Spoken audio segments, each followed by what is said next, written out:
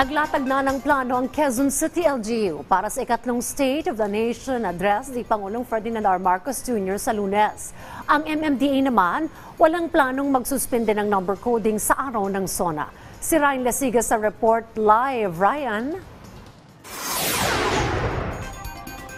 Diyan, all systems go na ang MMDA at ang lokal na pamahalaan ng Quezon City para sa nalalapit na State of the Nation address ni Pangulong Ferdinand R. Marcos Jr.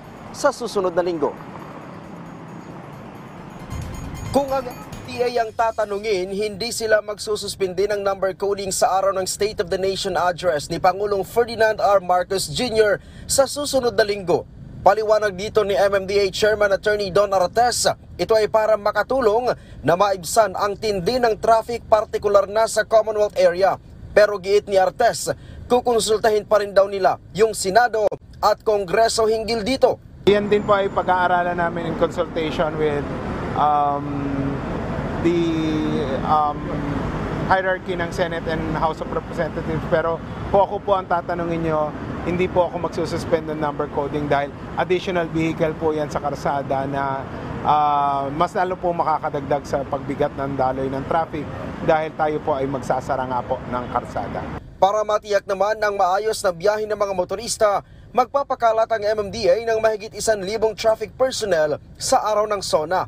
Sa mga susunod na araw ay ilalabas na daw ng MMDA ang traffic rerouting plan para sa SONA.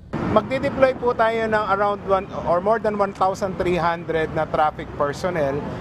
Magpo-post po kami sa aming social media pages ng mga rerouting schemes natin at yung mga karsada pong isasara, anong oras para maplano ng ating kababayan yung kanilang pong pagbiyahe. So hintayin po na yung announcement, tayo po ay nakikipag-coordinate sa DOTR, PNP, sa SecGen ng House at sa Secretary General din po ng Senate para po i-finalize lahat yung preparations, particularly sa traffic. At maggagawa po kami ng announcement soon regarding po yung rerouting at yung mga road closures in connection with SONA. Sabi ni Artes, maaring bago magtanghali ay isasara na ang ilang lanes ng Commonwealth Avenue pero maglalagay naman daw sila ng zipper lane.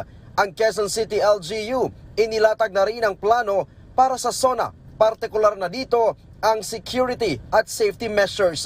Tutulong din ang Transport and Traffic Management Department o TTMD sa MMDA sa pag-alalay sa mga motorista.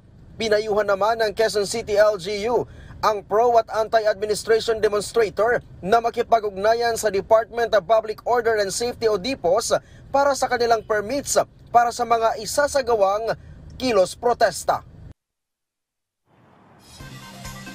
Diyan bilang bahagi pa rin ng security measures para sa nalalapit na State of the Nation address ni Pangulong Marcos ay magpapatupad ng liquor at gun ban ang Quezon City Police District sa bisinidad ng Batasan Complex sa July 22. Araw yan ng Lunes o yung araw mismo ng SONA ni Pangulong Marcos.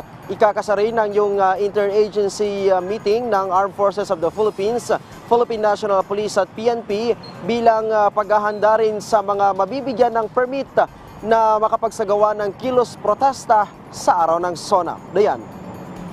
Maraming salamat, Ryan Lasigas.